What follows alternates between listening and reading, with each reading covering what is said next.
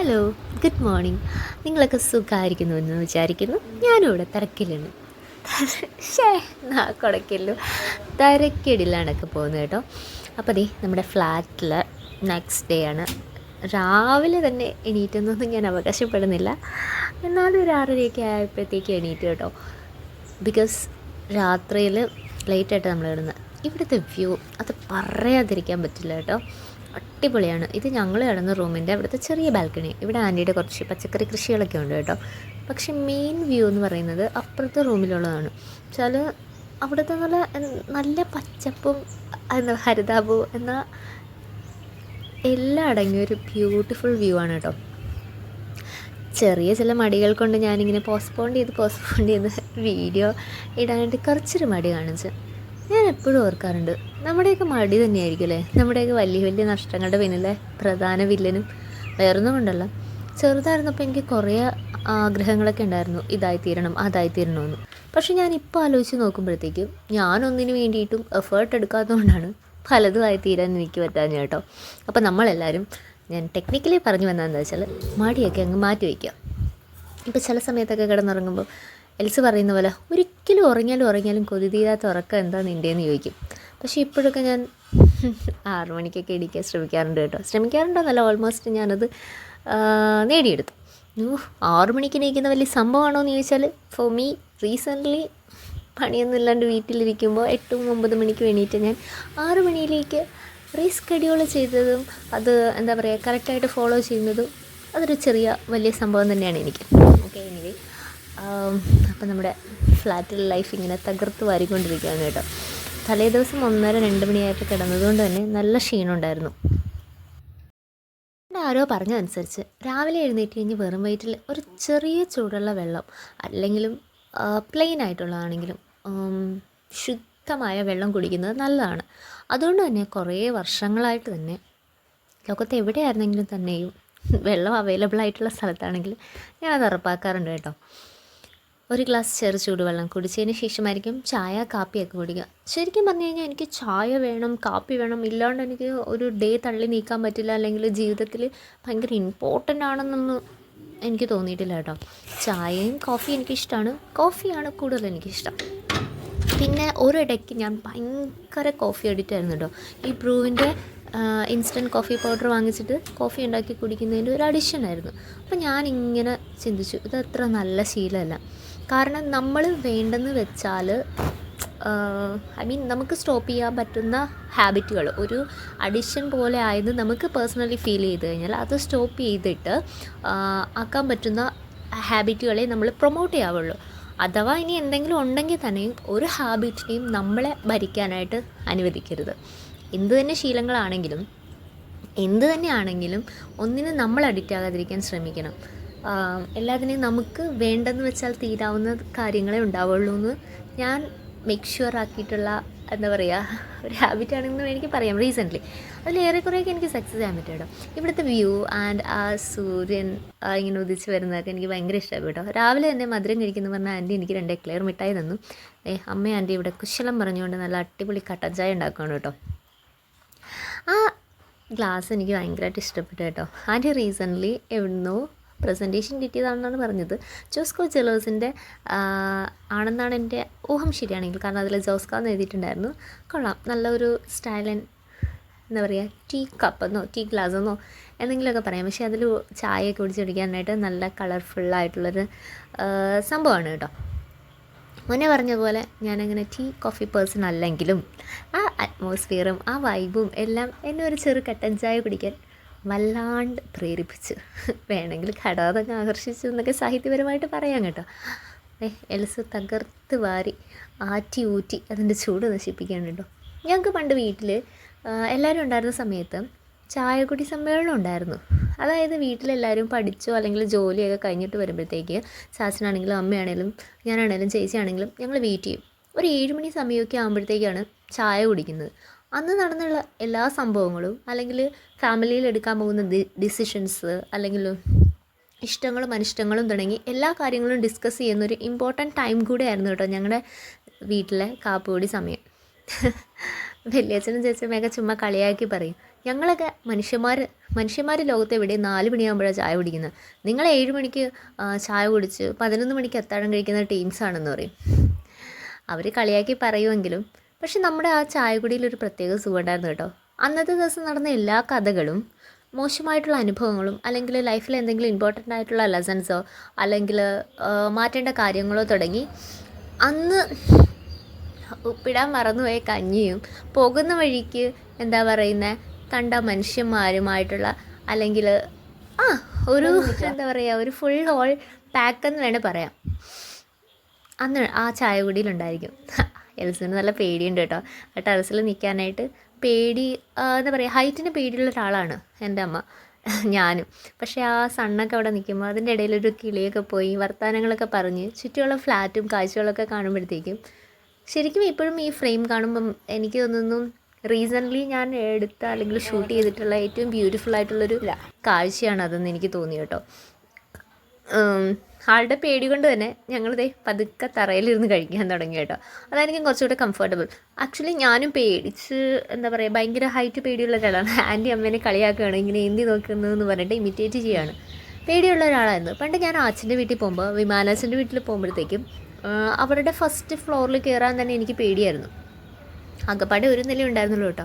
അവിടെ നിന്ന് ഇങ്ങനെ വിറച്ച് താഴത്തോട്ട് നോക്കും. എൻ്റെ വിചാരം മുഴുവൻ ഞാനിങ്ങനെ എന്തി വലിഞ്ഞ് നോക്കിക്കഴിഞ്ഞാൽ താഴത്തേക്ക് വീണു പോകുന്നുള്ളതായിരുന്നു. ഇപ്പോഴും ഹൈറ്റിൽ വലിയ പേടിയൊന്നും മാറിയിട്ടില്ലെങ്കിലും കുറേശ്ശെയൊക്കെ മാറിയിട്ടുണ്ട് കേട്ടോ.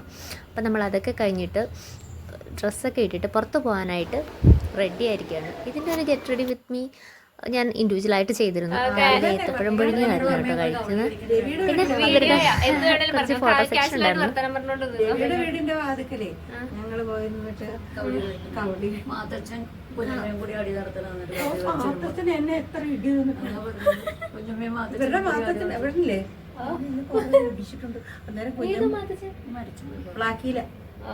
എന്റെ അടുത്തൊന്ന് പറയേ കുഞ്ഞമ്മ പറയും, എടാ നിന്റെ സാറ് ഒന്ന് തല്ലിയോടാ, സാറിന്റെ മകളെ നീ ഇടിച്ച അവക്കിട്ടിടിക്കാൻ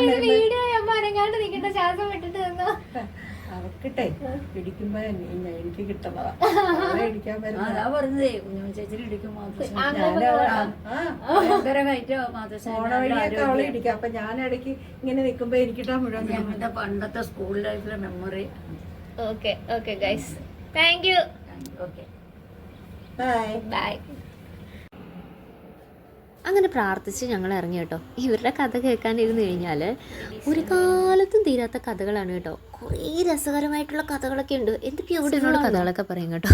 പട്ടിയിട്ടുണ്ട് ഓടിച്ചെന്നും മാവിന് കല്ലെറിഞ്ഞതും വള്ളക്കാരനെ നോക്കിപ്പോയപ്പോൾ പാലത്തിൻ്റെ വിടവിലൂടെ വെള്ളത്തിൽ വീണ കഥയും ബുക്ക് ഒഴുകിപ്പോയിട്ട് അയ്യോ എൻ്റെ ബുക്ക് പോകുന്നതെന്ന് പറഞ്ഞ് കരഞ്ഞതും ഒക്കെ. അങ്ങനെ ഒത്തിരി രസകരമായിട്ടുള്ള കഥകളുണ്ട്. ഇവരൊക്കെ ഭയങ്കര കേടികളായിരുന്നു കേട്ടോ. പണ്ട് ഫുട്ബോൾ കളിയൊക്കെ കാണാൻ പോകുന്ന ടീംസായിരുന്നു. എന്നിട്ട് മാച്ച് കഴിഞ്ഞപ്പോഴത്തേക്കും രാത്രി 7 മണി 8 മണിയൊക്കെ ആവും. വീഡിയോ വരുമ്പോഴത്തേക്കും ഇച്ചച്ചന്മാരോട് പറയുന്നത് കൂട്ടത്തിലൊരു മെലിഞ്ഞിട്ടൊരു ആൻറ്റി ഉണ്ടായിരുന്നു. അമ്മയ്ക്ക് കുറേ കസിൻസ് ഉണ്ടായിരുന്നു, ഐ മീൻ റിലേറ്റീവ്സ്, അപ്പൻ്റെ ചേട്ടൻ്റെ അനിയൻ്റെ മക്കൾ സംതിങ്. അപ്പോൾ അവർക്കൊക്കെ ഒത്തിരി മക്കൾ മീൻസ് ഉണ്ടായിരുന്നു, അധികവും ലേഡീസായിരുന്നു. അപ്പോൾ ഇവരെല്ലാവരും ഏകദേശം സെയിം ഏജാണ്. അപ്പം ഇവരെല്ലാവരും കൂടെ ഫുട്ബോൾ കളിയൊക്കെ കണ്ടിട്ട് തിരിച്ച് വരുമ്പോഴത്തേക്ക് നുണ പറയും. ഫുട്ബോൾ കളി കാണാൻ പോയതാന്ന് പറഞ്ഞു കഴിഞ്ഞാൽ വീട്ടിൽ നിന്ന് നല്ലത് കിട്ടുമല്ലോ, അതുകൊണ്ട് ഒരാൾക്ക് തലകറക്കം വന്നു, ഹോസ്പിറ്റലിൽ ഇവരെടുത്തുകൊണ്ട് പോയി തിരിച്ചു വന്നതാണ്. പക്ഷേ അമ്മയുടെ ഇച്ചാച്ചൻ അതൊക്കെ പറയും, ഇവളുമാരൊക്കെ അല്ലേ കുടിച്ച വെള്ളത്തിൽ വിശ്വസിക്കാൻ പാടില്ല, വല്ലയിടത്തും വായു നോക്കി നിന്നിട്ട് താമസിച്ച് കഴിഞ്ഞപ്പോൾ പുതിയതായിട്ട് കള്ളക്കഥ ഉണ്ടാക്കി വന്നതായിരിക്കും എന്ന് പറയും. അങ്ങനെ ഒത്തിരി കഥകൾ പറഞ്ഞ് ഞാൻ കേട്ടിട്ടുണ്ട് കേട്ടോ.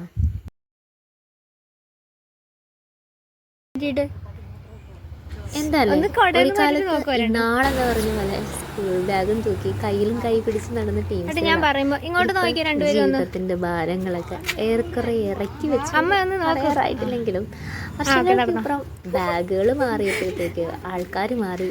ആ ചെറിയ പാവാടയും ബ്ലൗസിൽ നിന്ന് സാരിയൊക്കെ ഉടുത്ത് കൊടയൊക്കെ പിടിച്ച സീനിയർ സിറ്റിസൺ ഞാൻ കളിയാക്കി വിളിക്കുന്ന ആൾക്കാരായിട്ട് മാറി. എങ്കിലും അവരുടെ പഴയ ബോണ്ടിങ് ഉണ്ടല്ലോ, അതെനിക്ക് ഇപ്പോഴും ഭയങ്കര കൂളായിട്ട് ഫീൽ ചെയ്തിട്ടുണ്ട്. ഇത്രയും വർഷങ്ങൾക്ക് ശേഷവും ഇന്നലെ എന്ന പോലെയാണ് പല സംഭവങ്ങളും അവർ ഓർത്തെടുക്കുന്നത്. ആൻറ്റി ആക്ച്വലി അമ്മേനേക്കാളും സീനിയറാണ്, അമ്മയുടെ സീനിയറാണ്, തൊട്ട് സീനിയറാണ് കേട്ടോ. പക്ഷേ അവർ പള്ളിയിലും സ്കൂളിലും എല്ലായിടത്തും ഒരുമിച്ചായിരുന്നു. വീടും ഏകദേശം അടുത്തടുത്ത് തന്നെയാണ്, ഏകദേശം അല്ല അടുത്തടുത്ത് തന്നെയാണ്. അതുകൊണ്ട് തന്നെ എല്ലാ ഇൻസിഡൻറ്റിലെ മെയിൻ ക്യാരക്ടേഴ്സും മെയിൻ പ്ലേസസും എല്ലാം സെയിമാണ് കേട്ടോ. അങ്ങനെ ഞങ്ങൾ നടന്ന് വടക്കേക്കോട്ടയ്ക്കിന് മുന്നിലുള്ള മെക്ഡൊണാൾഡ്സിൻ്റെ ഇന്ന് മൊത്തം ബ്ലണ്ടേഴ്സ് ആണല്ലോ. മൂപ്പരുടെ അടിക്കലെത്തി. എൽസ് ഭയങ്കര എയർ പിടിച്ചിരിക്കുക. ആൻറ്റി പറഞ്ഞു എനിക്ക് വയ്യ. അങ്ങനെ എല്ലാവരും കെട്ടിപ്പിടിച്ച് ആകെ മൊത്തം ചളിയാന്ന് പറഞ്ഞുകൊണ്ട് പള്ളിയിലേക്ക് നടന്നു. ഇതാണ് കേട്ടോ നമ്മുടെ വടക്കേക്കോട്ട ഔസേപ്പിതാവിൻ്റെ പള്ളി. മൂപ്പര് ഉറക്കത്തിലാണ്, അതായത് ഉറങ്ങുന്ന ഔസേപ്പിതാവിൻ്റെ പള്ളി. എന്തുകൊണ്ടാണ് ഉറങ്ങുന്ന ഔസേപ്പിതാവെന്ന് പറയുന്നതെന്ന് എനിക്കറിയില്ല.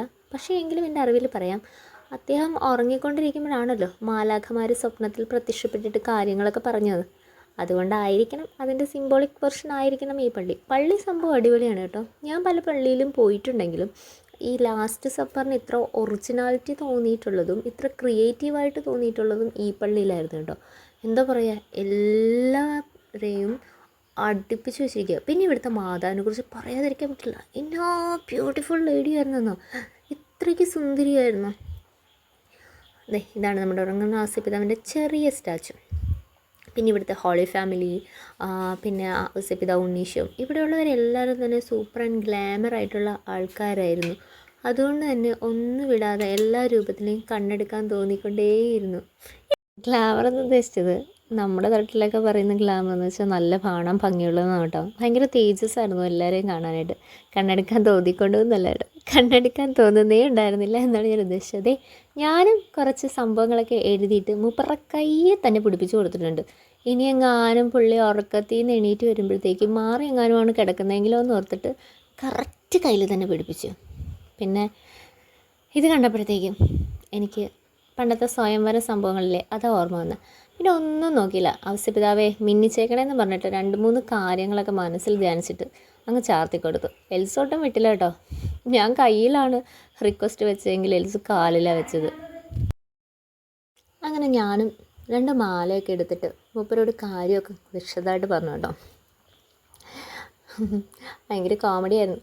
ഇവിടെ എല്ലാവരും ഉണ്ടായിരുന്നല്ലോ, ഭാര്യയും ഭർത്താവും മോനും. അതുകൊണ്ട് കാര്യങ്ങളൊക്കെ വിശദമായിട്ട് ഓരോരുത്തരോടും പറഞ്ഞിട്ട് അടുത്ത ആളോട് വരുമ്പോഴത്തേക്ക് പറയും, ഭാര്യയോട് ഞാൻ പറഞ്ഞിട്ടുണ്ട് കേട്ടോ, നിങ്ങൾ ഫാമിലി ഡിസ്കഷൻ നടത്തുമ്പോൾ ഞാൻ പറഞ്ഞ കാര്യങ്ങൾ ഓർത്താൽ മതി കേട്ടോ എന്ന് പറഞ്ഞു. അങ്ങനെ നന്നായിട്ട് മനസ്സറിഞ്ഞ് പ്രാർത്ഥിച്ചു.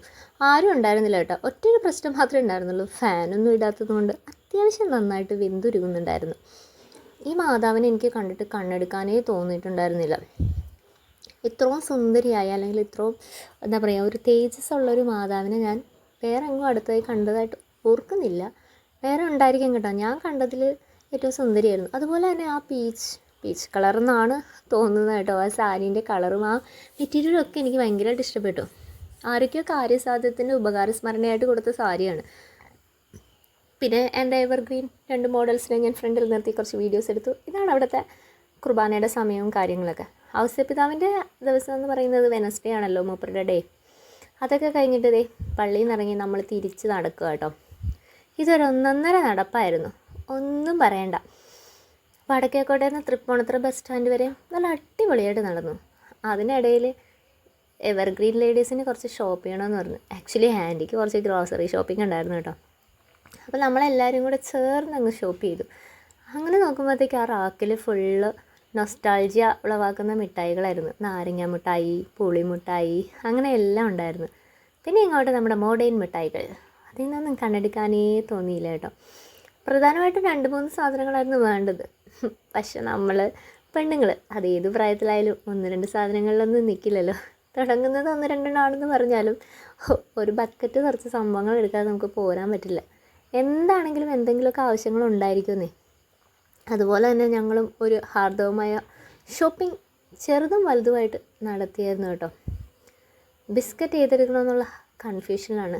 ഷുഗർ കുറച്ച് വില്ലനായിട്ട് നിൽക്കുന്നതുകൊണ്ട് ഒരുപാട് മധുരമുള്ള ബിസ്ക്കറ്റ് എടുക്കാൻ പറ്റുന്നില്ല. എന്നാൽ മധുരമില്ലാത്ത ബിസ്ക്കറ്റുകളാണെങ്കിൽ കടാതൊന്നും ആകർഷിച്ചുമില്ല. ചന്ദ്രിക സോപ്പ് ആണ് തിരഞ്ഞുകൊണ്ട് നടക്കുന്നത്. സോറി, ചന്ദ്രിക അല്ല കേട്ടോ, ചന്ദ്രിക സോപ്പ് അലർജിയ.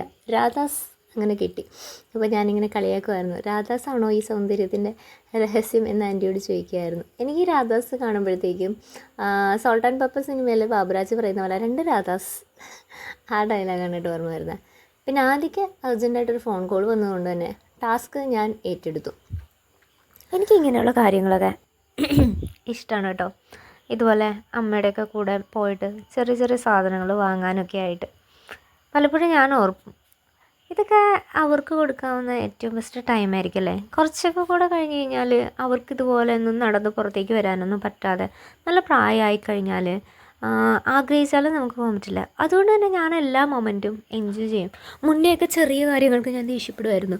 അപ്പോൾ ഞാൻ പിന്നെ റിയലൈസ് ചെയ്തു, എന്തിനാണ് നമ്മളിങ്ങനെ കുട്ടി കാര്യങ്ങൾക്ക് വേണ്ടിയിട്ട് ദേഷ്യപ്പെടുന്നത്. ഉള്ള ക്വാളിറ്റി ടൈം ബെസ്റ്റ് ടൈമാക്കി മാറ്റുകയാണെങ്കിൽ, അല്ലെങ്കിൽ സ്പെൻഡ് ചെയ്യുന്ന ആ മൊമെൻറ്റ്സ് അതെപ്പോഴും നമുക്ക് ബ്യൂട്ടിഫുള്ളായിട്ട് കീപ്പ് ചെയ്യാൻ പറ്റണം. വേറെ ഒന്നുമല്ല, ജോസിയേട്ടൻ പോയ പിന്നെ കുറേ കാര്യങ്ങളൊക്കെ ഞാൻ പഠിച്ചു കേട്ടോ. വല്ലാണ്ട് മിസ് ചെയ്യുന്നുണ്ട്. അതുകൊണ്ട് തന്നെ നമ്മുടെ കൂടെയുള്ളവരെ എപ്പോഴും ഹാപ്പി ആയിട്ട് നിർത്താനായിട്ട് ശ്രമിക്കും. എൽസുവിനെ ഞാൻ പോസ് ചെയ്ത് ഒരു പരുവാക്കി, പോസ് ചെയ്യിപ്പിച്ച്. ഇത് കണ്ടോ, ആ ബോക്സിലുണ്ടാകാത്ത ഫുൾ ഹാർട്ട്സ് ആയിരുന്നു കേട്ടോ, ലിറ്റിൽ ഹാർട്ട്സ്. ആ ചെറിയ ഹാർട്ടിൻ്റെ ഒരു കീ ചെയിൻ. അത് എൽസുകൊണ്ട് എനിക്ക് കാണിച്ചു തന്നെ കേട്ടോ. എന്നിട്ട് പറഞ്ഞു ഇഷ്ടമുള്ള ഏതെങ്കിലും എടുത്തു തന്നു. ഞാൻ ചുമ്മാ പറഞ്ഞു, എനിക്ക് തരാൻ ആരും ഇല്ലാത്തത് കൊണ്ടാണ് ഇങ്ങനെ കളിയാക്കുന്നത്, അല്ലെങ്കിൽ കൊടുക്കാൻ ആരും ഇല്ലാത്തതുകൊണ്ടാണോ കളിയാക്കുന്നതെന്ന് ചോദിച്ചപ്പം, നിനക്ക് ഞാൻ എൻ്റെ ഹൃദയമല്ലേ തരുന്നത്, ഇതിനേക്കാളും വലുതായിട്ട് എന്താണുള്ളതെന്ന് പറഞ്ഞു. അങ്ങനെ അതിൽ നിന്നൊരു കീ ചെയിനൊക്കെ എടുത്ത് അടുത്തതായിട്ട് ഞങ്ങൾ വെജിറ്റബിൾ ഫ്രൂട്ട് സെക്ഷനിലേക്കാണ് പോയത്. സംഭവം കണ്ടപ്പോൾ നല്ല കളർഫുള്ളായിട്ട് എനിക്ക് തോന്നി കേട്ടോ. പിന്നെ കണ്ണാടി എന്നും നമ്മുടെ ഒരു വീക്ക്നെസ് ആണല്ലോ. അതിപ്പോൾ ചന്തയിൽ പോയാലും ശരി, ചങ്ങനാശ്ശേരി പോയാലും ശരി, എവിടെ കണ്ടാലും വെറുതെ വിടരുത്. മിലറ്റൊക്കെ വാങ്ങി ആൻറ്റി എന്താ പറയുക, ഉപ്പുമാവോ ബിരിയാണിയോ സാധാരണ റൈസ് പോലെയൊക്കെ കഴിക്കാമെന്ന് പറഞ്ഞു. കുറച്ച് സാധനങ്ങൾ കൂടെ വാങ്ങി. പിന്നെ ഞങ്ങൾക്ക് കുറച്ച് വേറെ സാധനം അവിടെ നല്ല അടിപൊളി ചെറിയ മാങ്ങ, മാമ്പഴം കണ്ടത് കേട്ടോ, ശ്രദ്ധയിൽ പെട്ടത്. അവർ ഭയങ്കര പച്ചക്കറി ഷോപ്പിങ്ങിലായിരുന്നു. ഞാൻ കണ്ണാടിയിൽ നോക്കി എൻ്റെ തന്നെ സൗന്ദര്യം ആസ്വദിക്കുകയായിരുന്നു. കണ്ണാടി പണ്ടും ഇപ്പോഴും എപ്പോഴും എനിക്കൊരു വീക്ക്നെസ്സാണ്. ഇതാണ് കേട്ടോ ഞാൻ മുന്നേ പറഞ്ഞ ചെറിയ മാമ്പഴം. നല്ല മണം ഉണ്ടായിരുന്നു. നമ്മൾ കുഞ്ഞിലെ ഞാനിപ്പോഴും ഓർക്കുന്നുണ്ട്, എൻ്റെ അമ്മയുടെ വീട്ടിൽ പോകുമ്പോഴത്തേക്ക് പള്ളിപ്പുറത്താണ് കേട്ടോ. അവിടെ ചെല്ലുമ്പോഴത്തേക്ക് വലിയമ്മച്ചി ഒത്തിരി മാങ്ങയൊക്കെ ഇങ്ങനെ പഴമാങ്ങയൊക്കെ പെറുക്കിക്കൊണ്ട് വരും. ഓരോ ഇതെന്ന് നമ്മുടെ വീട്ടിൽ ഉണ്ടായിരുന്നത് സാധാരണ മൂവാണ്ടൻ മാവായിരുന്നു കേട്ടോ. അപ്പോൾ ഇങ്ങനത്തെ പഴമാങ്ങ ഒത്തിരി കൊണ്ടുവന്നിട്ട് നമ്മളിങ്ങനെ വെറുതെ ചപ്പി ചീമ്പിയൊക്കെ കഴിക്കും. അതുപോലെ തന്നെ കുറച്ചെടുത്തു മാമ്പഴപ്പുളിശ്ശേരി ഉണ്ടാക്കാനായിട്ട്. പിന്നെ അതെ ഞാൻ ഈ അടിപൊളി ഒരു ചോക്കോ ബാർ എടുത്തു. ഇതെന്തുവാണ്, ബ്രാൻഡിൻ്റെ പേര് ഞാൻ മറന്നുപോയി, പക്ഷെ നല്ല ടേസ്റ്റ് ഉണ്ടായിരുന്നു കേട്ടോ. ചോക്കോ ബാർ എനിക്കെപ്പോഴും ഒരു വീക്ക്നെസ്സാണ്. മാംഗോ ബാർ അത് ഇഷ്ടമാണ്, എന്നാലും ചോക്കോ ബാറാണ് എൻ്റെ ഫേവറേറ്റ്. അങ്ങനെ നമ്മളിത് ആ നടപ്പ് തുടങ്ങിയിട്ട് തൃപ്പൂണിത്തറ അമ്പലത്തിൻ്റെ വാതിക്കലെത്തിയപ്പോൾ ആൻറ്റി പറയുകയാണ്, ആ ടൈം വെച്ചിരിക്കുന്ന അതിൻ്റെ അകത്ത് ഒരു ഭടൻ നിന്ന് നോക്കുന്നത് കണ്ടില്ലേ, രാജാവിൻ്റെ സംരക്ഷകനാണ് എന്ന് പറയുന്നു. ഇതാണ് തൃപ്പൂണിത്തറ അമ്പലം എന്നാണ് ആൻറ്റി പറഞ്ഞു തന്നത്. ഞാൻ മുന്നേ ഇവിടെയൊന്നും വന്നിട്ടില്ല കേട്ടോ. അങ്ങനെ ആ കാണുന്ന ഹോട്ടലിലേക്ക് നമ്മൾ വളരെ പ്രതീക്ഷയോട് പോയെങ്കിലും നിരാശയായിരുന്നു ഫലം. ഒരു ഉണ്ട ഉണ്ടായിരുന്നില്ല. അപ്പോഴത്തേക്കും നല്ല വിശന്ന് കണ്ണ് തള്ളിയിരുന്നു. ഈ പട്ടാമ്പിരാമനിൽ കയറി കേട്ടോ, പക്ഷേ അവിടെയും പ്രത്യേകിച്ച് കഴിക്കാനൊന്നും ഉണ്ടായിരുന്നില്ല. അങ്ങനെ അവസാനം ഞാൻ 2 വടയും ഒരു ഫ്രഷ് ലൈമും ഓർഡർ ചെയ്തു. ആൻറ്റി ഒരു മീൽ ഓർഡർ ചെയ്തു. എൽസും എന്നെ ഫോളോ ചെയ്തു. കാരണം ഒരു ഫുൾ മീൽ വാങ്ങിച്ചു കഴിഞ്ഞാൽ കഴിക്കാനുള്ളൊരു അപ്പറ്റൈറ്റ് എൽസുവിനില്ലായിരുന്നു എന്നാണ് എൽസു അന്നേരം അവകാശപ്പെട്ടത്. അതുകൊണ്ട് തന്നെ ആരും ഫോഴ്സ് ചെയ്തില്ല. ഞാൻ ഒരു വട ലവർ ആയതുകൊണ്ട് തന്നെ, പക്ഷേ എല്ലാ വടകളൊന്നും എനിക്കിഷ്ടമല്ല കേട്ടോ. കുറച്ച് ക്രിസ്പി ആൻഡ് ടേസ്റ്റി ആയിട്ടുള്ള വടകളാണ് എനിക്കിഷ്ടം.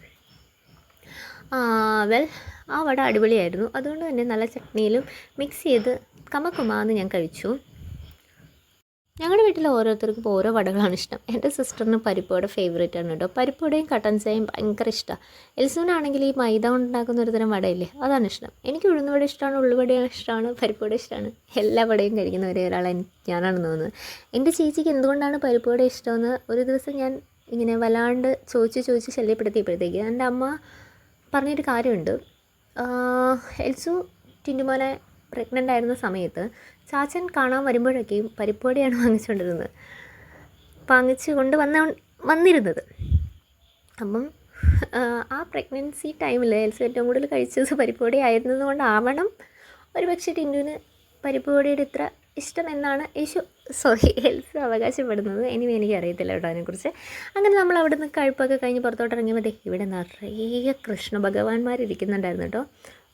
വിഷ്ണു അല്ല, കൃഷ്ണൻ തന്നെ. വിഷുവിൻ്റെ സീസൺ ആയിരുന്നല്ലോ. അതൊക്കെ കഴിഞ്ഞിട്ട് നമ്മൾ ഒരു വിധം നടന്നും ബസ് കയറിയൊക്കെ തിരിച്ച് ലിഫ്റ്റിലെത്തി. പോയ ആൾക്കാരേ അല്ല വന്നപ്പോൾ എല്ലാവരും നല്ല പരുവായിരുന്നു കേട്ടോ. വരുന്ന വഴിക്ക് അവിടെ രാജാവിൻ്റെ പ്രതിമയൊക്കെ ഇരിക്കുന്നുണ്ട്. അപ്പോൾ ആൻറ്റി പറഞ്ഞു, നന്നായി നമ്മൾ രാജാവും രാജ്ഞിയൊന്നും ആകാഞ്ഞത്, അല്ലെങ്കിൽ വഴിയിൽ ഇങ്ങനെ ഇരുന്ന് കാക്കത്തൂറിൽ വാങ്ങേണ്ടി വരുമായിരുന്നല്ലോ എന്ന്. നമുക്ക് കിട്ടാതെ പോയ സൗഭാഗ്യത്തെ എത്ര കോമഡി ആയിട്ടാണ് ആൻറ്റി പറഞ്ഞു ഒതുക്കിയതെന്ന് ഓർത്തപ്പം ഞാനും ഓർത്തു, ശരിയാ, നമുക്കുള്ളതിനെക്കുറിച്ച് ഓർത്ത് സന്തോഷിക്കുന്നതിന് പകരം അതില്ലല്ലോ ഇതില്ലല്ലോ എന്ന് ഓർത്ത് ദുഃഖിക്കുന്നവരാണ് നമ്മളിൽ പലരും, ഇൻക്ലൂഡിങ് ഞാൻ പോലും. അങ്ങനെ അവിടെ നിന്ന് ചോറൊക്കെ ഉണ്ട്, അന്ന് തന്നെ പോകുന്നുണ്ട്, കട്ടനടിച്ചു. അപ്പം ആൻറ്റി പറയുക, എന്നെ നൈറ്റിൽ കാണിക്കണ്ട, എനിക്ക് നൈറ്റിൽ പ്രത്യക്ഷപ്പെടാൻ കോൺഫിഡൻസ് കുറവാണെന്ന് പറയുകയാണ് കേട്ടോ. അപ്പം നല്ല അടിപൊളി ഫുഡും കാര്യങ്ങളൊക്കെ തന്ന്, എന്താ പറയുക, നമുക്ക് നമ്മുടെ ഓൺ ഹോമാണെന്നൊരു ഫീല് തന്നെ ഉണ്ടാക്കി തന്നത് ആൻറ്റിയായിരുന്നു. എത്ര നന്ദി പറഞ്ഞാലും പറ്റില്ല. അതെ, നമ്മൾ 12B സ്കൈലൈൻ ഫ്ലാറ്റിലാണ് കേട്ടോ. ഇങ്ങനെ പോകുമ്പോൾ നല്ല വിഷമമുണ്ട്, പക്ഷേ അതിലേറെ സന്തോഷമുണ്ട് കേട്ടോ. അത്രയ്ക്ക് ഹോസ്പിറ്റാലിറ്റി എന്ന് പറയുന്നത് നമ്മൾ ഉള്ളിൽ നിന്ന് വരുമ്പോൾ ആണ് അത് ബ്യൂട്ടിഫുൾ ആകുന്നത്. അത് മനസ്സറിഞ്ഞ് കളങ്കമില്ലാതെ തരണം. അതിൽ ആൻറ്റി 100% വിജയിച്ചു എന്നുള്ളതാണ്. ഒരിക്കലും മറക്കാനാവാത്ത കുറേ നല്ല ഓർമ്മകളായിരുന്നു അവിടെ ഉണ്ടായിരുന്നത്. പിന്നെ തിരിച്ച് വന്നപ്പോഴത്തേക്ക് അത്യാവശ്യം ട്രാഫിക് ബ്ലോക്ക് ഉണ്ടായിരുന്നു. കാരണം അങ്ങോട്ട് പോയത് വൈക്കം വഴിയാണെങ്കിലും ഇങ്ങോട്ട് വന്നത് വൈറ്റില വഴിയായിരുന്നു. ഇത് അടുത്ത ദിവസത്തെ കുറച്ച് വിഷ്വൽസാണ് കേട്ടോ. നമ്മൾ വന്നത് രാത്രി 9:30-ക്കാണ്. പിറ്റേ ദിവസം നല്ല തകൃതിയായിട്ട് മഴ തുടങ്ങിയിരുന്നു. അന്ന് ഞങ്ങൾ പ്രാർത്ഥിച്ചൊക്കെ വന്നതുകൊണ്ടാണോ എന്നറിയില്ല, അന്ന് ഞങ്ങൾ വീട്ടിലെത്തുന്നവരെ മഴയൊന്നും പെയ്തില്ല കേട്ടോ. അങ്ങോട്ട് പോയത് വൈക്കം വഴിയാണെങ്കിലും ഇങ്ങോട്ട് വന്നത് വൈറ്റില വഴി നല്ല കട്ട ബ്ലോക്കായിരുന്നു. എങ്ങനെയൊക്കെയോ വീട്ടിലെത്തിയപ്പോൾ രാത്രി 9:30 ആയി. ഇത് ഞാൻ അന്നേരം എടുത്ത കുറച്ച് ഫോട്ടോസാണ് കേട്ടോ. പിന്നീട് ഇവർക്കും എനിക്കുമൊക്കെ ഓർത്തിരിക്കാനായിട്ട് ഒത്തിരി നല്ല നിമിഷങ്ങൾ ഞങ്ങളവിടെ പങ്കിട്ടു കേട്ടോ. ഒരു 2 രാത്രി ഇല്ലായിരുന്നു, ഒരു രാത്രി മാത്രമേ സ്പെൻഡ് ചെയ്തുള്ളെങ്കിലും ഭയങ്കര ബ്യൂട്ടിഫുള്ളായിട്ടുള്ള ഒത്തിരി മെമ്മറീസ്, ഒത്തിരി മൊമെൻറ്റ്സ്, ഒത്തിരി സ്റ്റോറീസ് ക്രിയേറ്റ് ചെയ്യാൻ പറ്റി, അല്ലെങ്കിൽ എക്സ്പീരിയൻസ് ചെയ്യാൻ പറ്റി എന്നുള്ളതായിരുന്നു ആ യാത്രയിൽ എനിക്ക് കിട്ടിയ ഏറ്റവും വലിയ ഗിഫ്റ്റ്. ഒരു ചായക്കപ്പം പിടിച്ചിട്ട് ആ ടെറസിൽ ഇങ്ങനെ ഇരുന്ന് ഓരോ കാര്യങ്ങൾ പറയുകയും കാണിച്ചു കൊടുക്കുകയും ചെയ്തപ്പോഴത്തേക്കും എനിക്ക് തോന്നി, എൽസു, ഇതിനു മുമ്പ് എനിക്ക് തോന്നിയിട്ടുണ്ട് കേട്ടോ, എൻ്റെ അമ്മ മാത്രമല്ല, എൻ്റെ നന്നായിട്ട് അറിയാവുന്ന എൻ്റെ ഒരു കൂട്ടുകാരി കൂടിയാണെന്ന് തോന്നി. ഇടയ്ക്കൊക്കെ നമ്മൾ നമ്മുടെ പ്രിയപ്പെട്ടവരോട്, അതിപ്പം നമ്മുടെ ഫ്രണ്ട്സ് ആയാലും പാരൻസ് ആയാലും ഫാമിലിയിൽ നമുക്ക് ക്ലോസ് ആയിട്ട് തോന്നുന്ന ആൾക്കാരോടൊക്കെ ഒന്ന് സംസാരിക്കണം. അവരൊരു പക്ഷേ നമ്മുടെ ജനറേഷനിൽപ്പെട്ട ആൾക്കാരായിരിക്കണമെന്നില്ല കേട്ടോ, പക്ഷേ അവർക്കും നമ്മുടെ പോലത്തെ ഒരു ബ്യൂട്ടിഫുള്ളായിട്ടുള്ള കാലഘട്ടം ഉണ്ടായിരുന്നിരിക്കും. ഒരിക്കൽ അവരും ഇതുപോലെ കുട്ടികളും ചെറുപ്പക്കാരും ആയതിനു ശേഷമാണ് ഈ പ്രായത്തിലേക്ക് കടന്നു വന്നത്. ചുമ്മാ ഒന്ന് കേട്ട് നോക്കുന്നേ അവരുടെ കഥകളൊക്കെ. ചിലപ്പോൾ നമ്മളെക്കാളും വലിയ കേടികളായിരുന്നിരിക്കും ഒരുപക്ഷെ അവർ നമ്മുടെ ഈ പ്രായത്തിൽ. നമ്മൾ എക്സ്പീരിയൻസ് ചെയ്യാത്ത പല കാര്യങ്ങളും അല്ലെങ്കിൽ പലതിലൂടെയും അവർ കടന്നു പോയിട്ടുണ്ടായിരിക്കും. അതൊക്കെ ഒരുപക്ഷെ നമ്മൾക്ക് നാളത്തെ ലൈഫിൽ അല്ലെങ്കിൽ ഇപ്പോഴത്തെ ലൈഫിൽ ഭയങ്കര യൂസ്ഫുൾ ആയിരിക്കും. അപ്പോൾ അടുത്ത വ്ലോഗിൽ കാണുന്നവരെ ബൈ, ഇറ്റ്സ് മീ ടിസി.